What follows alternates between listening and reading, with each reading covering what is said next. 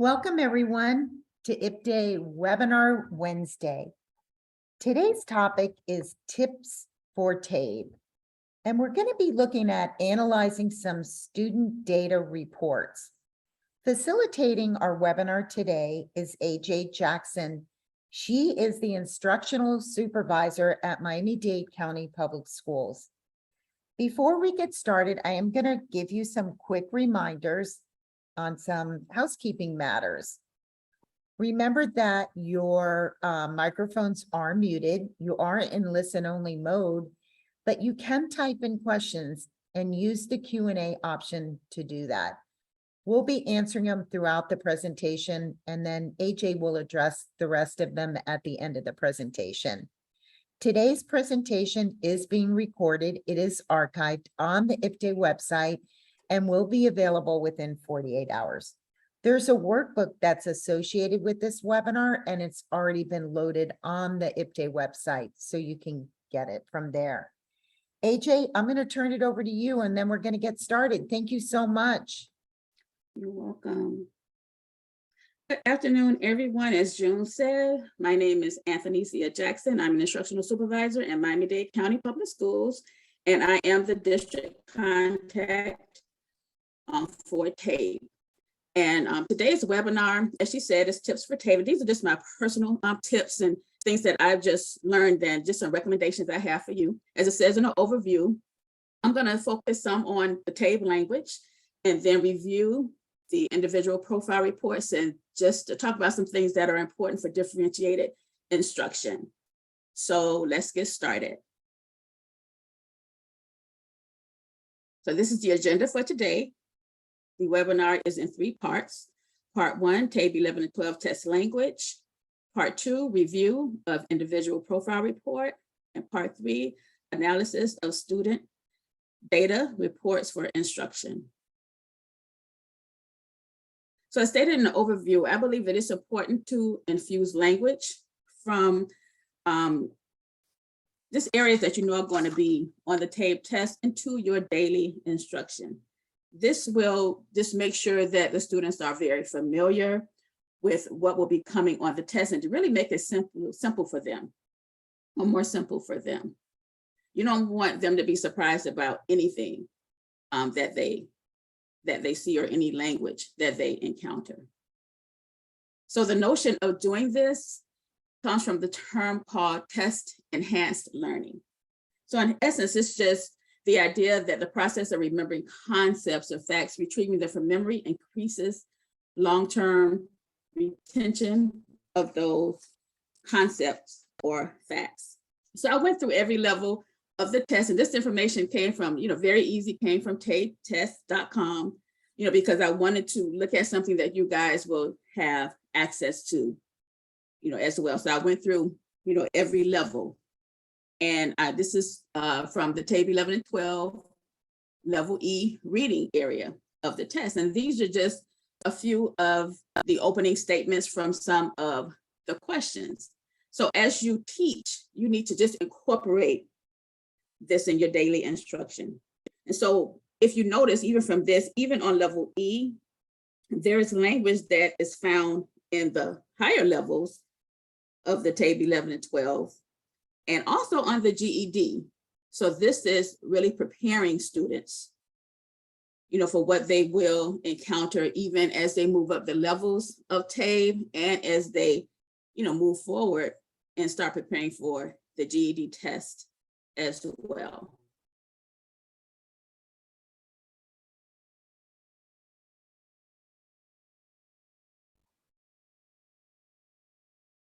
Okay, we move forward to level E math and level E language.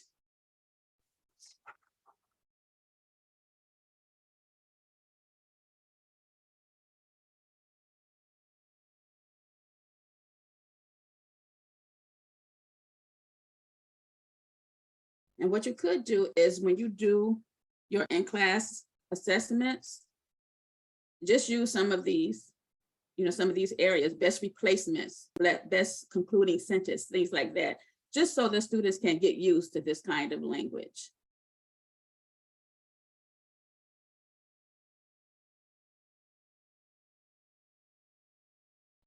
Okay, now we go to level M reading. And when I talked about how this language is familiar even on, and has been used even on GED tests, a lot of that, which a sentence best supports, which of these best describes, are just some of the language that I've seen on GED testing language as well, and GED preparation, and on the GED Ready. So I think this is really great that TABE is preparing our students in this way.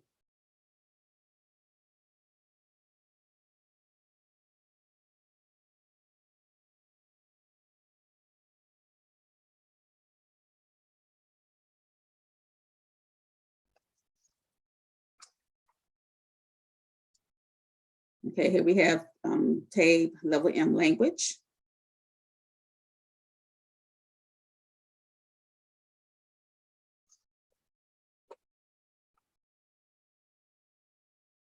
And what I also wanted to point out as we go through this, just remember with the new TABE RLA, the ABE RLA course, if you decide to only test in reading, just remember that your language has to be assessed in the classroom. You just don't forget about the language if you're only going to be having, ABE reading. And then the same thing, that if you decide to do language, then the reading has to be assessed in the classroom. So even though you may not have, be doing one of these classes, you will still need to go through and really focus on this TABE language, because you're going to be assessing the skills of language or the skills in reading, depending on which you choose to move forward with. So I just wanted to bring that to your attention as well. So now we move forward to level D reading.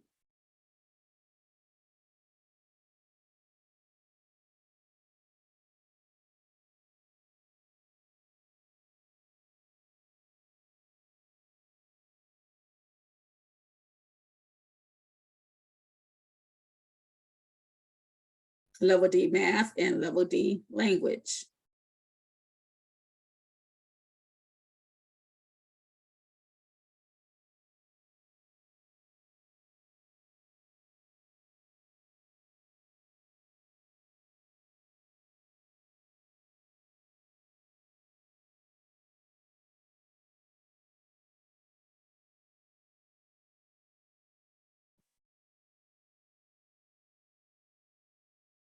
It's level A.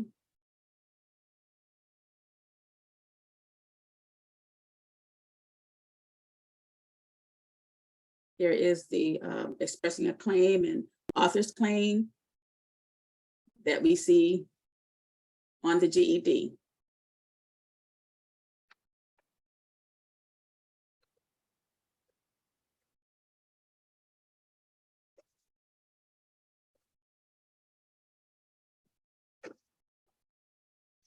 And level A math and level A language.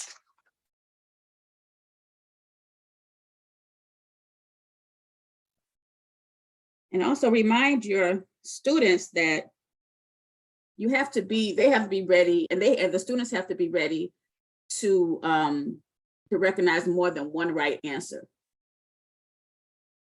Okay, because so many times that we're just used to, okay, this is the only right answer. But on the TABE, there are some questions that ask for more than one right answer.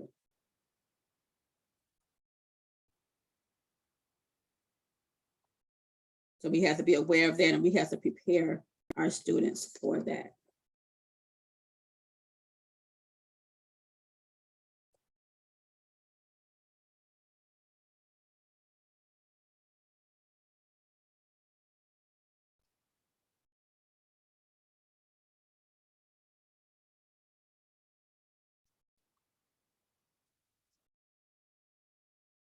Okay, so again, all of this was taken from tabetest.com. I was looking through the sample test questions that I do feel that you need to review with your students.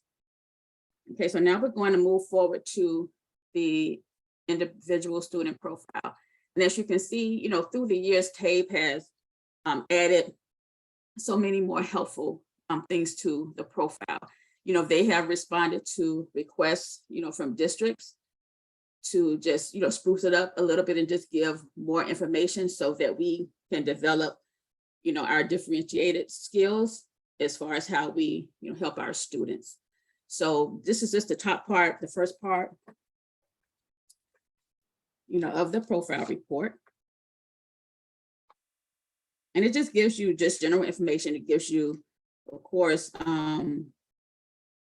the test that the student took, the level, gives you the total number of points, and then the points obtained, the items attempted, what their skill score is, SEM, NRS level, and where I thought was really great is they give you whether the student achieved an MSG, a measurable skill gain, which, I know all of us in the state, we're really concerned about this, and this is really important to all of our programs. So I thought that that was really a great section to have.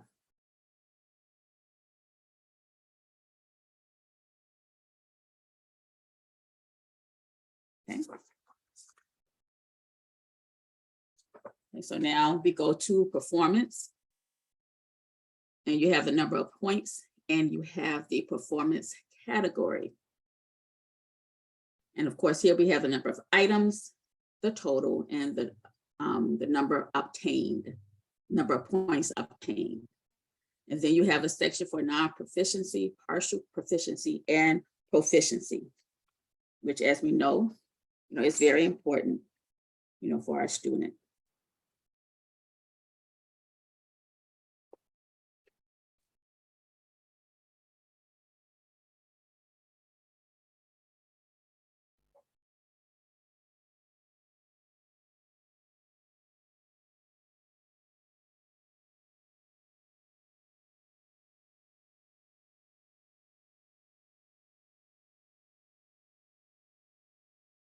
Let me go back a minute to the performance category. Okay, so when you look at this, what you're going to focus on is the non-proficiency and the partial proficiency for the next test. So many times, we've always been cautious against teaching to the test, and we're not doing that in this area. We're not teaching to the test. We are just preparing our students for the areas that they're deficient in. This is going to help them as they move forward in whichever way they move forward. So always focus on the partial proficiency or non-proficiency, which really makes sense. Okay, so as you can see, we're looking at M, of course, again, and then we have the reading, you have the key ideas and details, and then it gives the demonstrated skills, and then this report gives you the area for next focus. Okay. And the same thing, moving forward, craft and structure, and then integration of knowledge and ideas. But the performance in this area was proficiency. And even though there was proficiency, there's still areas of next focus. Okay, we're going to move forward. We see the mathematics and all the areas that they have is really delineated, really to help the instruction.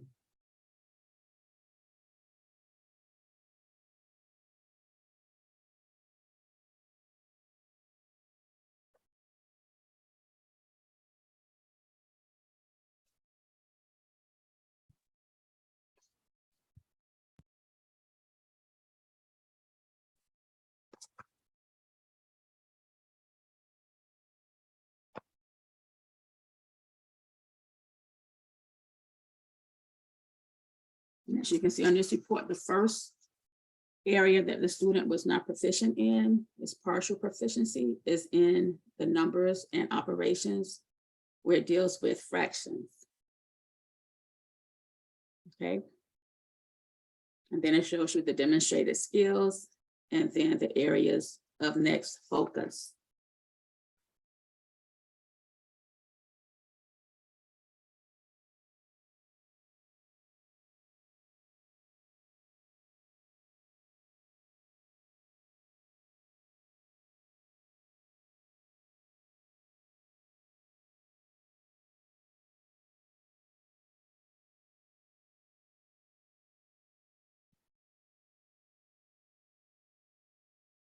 Okay, again, the next area of partial proficiency, the numbers and operations, base 10.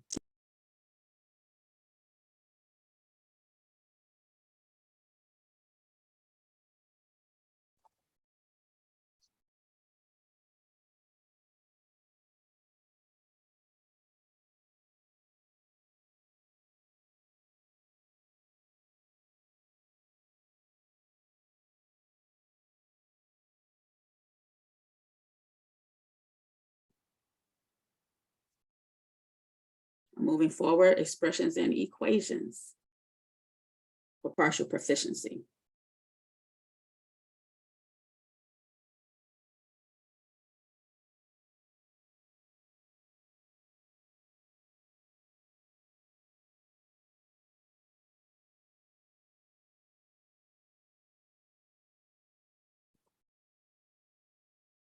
Then on to language with conventions of standard English and vocabulary acquisition and use, partial proficiency.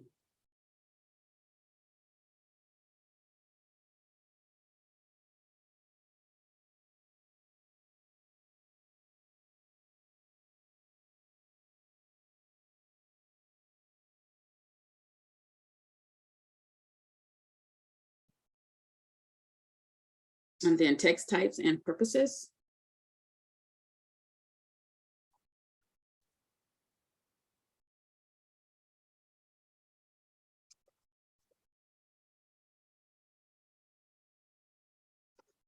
So I'm going to go on to part 3, which I feel is really the most important part. I just want to give you just some areas to focus on, especially as far as instruction in your classrooms.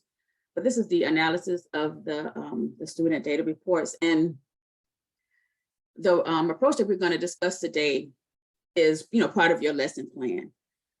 The first thing that every program needs to have is you need to coordinate with your testing department to receive the individual profile reports of your students. If that's not happening, you really have no way of knowing, of course, what the student is deficient in. And then if you need to group the students by areas of need, if you have multi-level classrooms, which many of us have when it comes to adult education classes, this will really be helpful. So, whether they put them in the teachers' mailboxes, or they deliver them to the classrooms, or whatever the case may be, when the roster of the student is received and the student has tested, a copy of those, the individual profile reports needs to be in the hands of that teacher. Also another thing that I really wanted to remind you all of, and there have been other presentations about differentiated instruction and what you can use. And in Miami-Dade County, we have really been very successful in using the IISPs, which are available on the IPDAY website in the adult education toolbox under in the TABE assistance. So, IPDAY, we have everything, here that can help you, do that. We've had great success in doing that. We go next steps, next assigned test. We're able to find out right there from that IISP for student instruction. And it even works to have the student be a part of their own success, which has definitely been very helpful for our students in Miami-Dade County. So please make sure that you take a look at that. You also have the handbook as well, where I have some lesson plans for you as well. Just some things that can help you in your classrooms. So moving forward with this. So for the purposes of the examples that I'm going to show you and that I'm going to use, I used TABE Tutor Level M by Paxson Publishing. And this is just the company that I use. There are several, there's Essential Education and other publishers, as well. But, TABE, they have, made sure that, these particular publishers have been aligned, with the test. So you will have success regardless of what publisher you decide to use. Okay. And so it's like I said, you can use the same strategy with any instructional materials that you choose to use. Okay, so in analyzing the report, the first thing that you look at is the area of partial proficiency or non-proficiency. And then you focus on the next, the area for next focus. So as you can see from here, and I talked to you about it before, the numbers and operations fractions was partial proficiency. And then you look at the areas of, of next focus.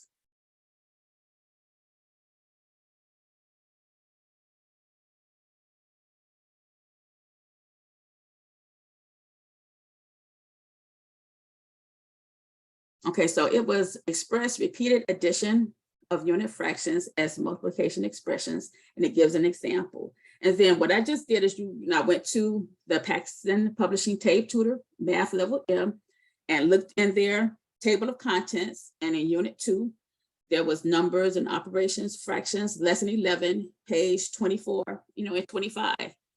And, went there and there you have it. And they have several examples though that you can use, and you just use that individual profile report as a tool.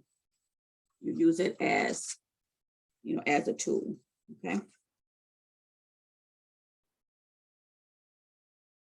And when you are working with your data reports, you go through this with with every skill that a student has partial or non-proficiency in the area of next focus.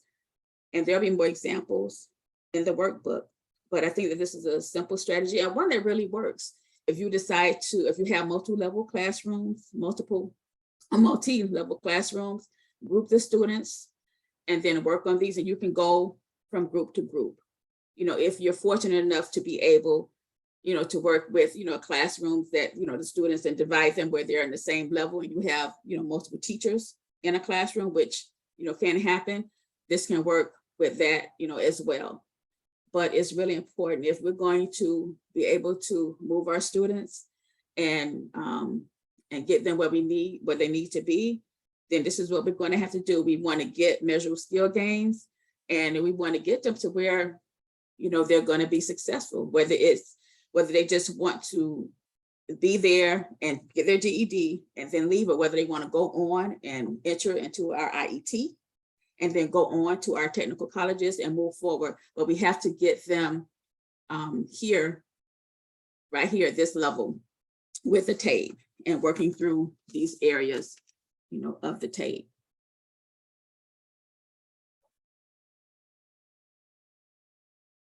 I just want to show some of the references that I use. As you can see, Brom, CJ, and Beal, Test Enhanced Learning, if you want more information about that. And of course, the Data Recognition Corporation, TABEtest.com, and of course, the Paxton Publishing TABE Tutor Level M workbook.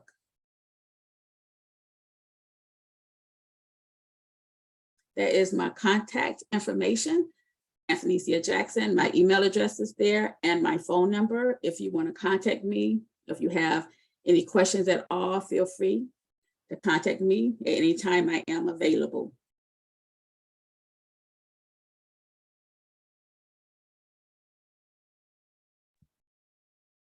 AJ, we have some questions about when a student sees a minus score on the profile. Can you talk about that before we get to this feedback slide? Sure. Okay, so when there is a minus on the report, because you have either a minus sign or there can be a plus sign. So with the student scores a minus, there's a minus sign next to them. There are indicators that the students performed at the lower end of the performance range of the TABE level, and the student will likely need to have extended instruction, or so they can be ready to demonstrate an NRS gain on a post-test. So if that's the case, then they have performed on the lower end of the performance range. Okay, now say for instance, if there's a plus sign, then they will be set to the highest possible range, which is one above the targeted level. In this case, the student may want to test, you may want to test them and this, on a higher level of the TABE to better assess their ability. Okay, thank you so much. So if you could take a few minutes before we leave you today, we have 3 short questions that are appearing on your screen right now. If you could take a few minutes, a few seconds to answer those, that would be wonderful. We'd love to hear your feedback. While you're doing that, I want to remind you of next week activities that we have. On Tuesday, November 15th, which will be another Tech Tuesday, we're going to be looking at using book widgets to create engaging math activities and assessments. And then following Wednesday, November 16th, we're going to talk about some future changes in the CASAS test. So I hope that all of you can join us next week for Tech Tuesday and IP Day Webinar Wednesday. With that, thank you so much, AJ, for your facilitation today. We appreciate your expertise, and we look forward to seeing you all next week. Stay safe. You're welcome. Stay safe, everyone.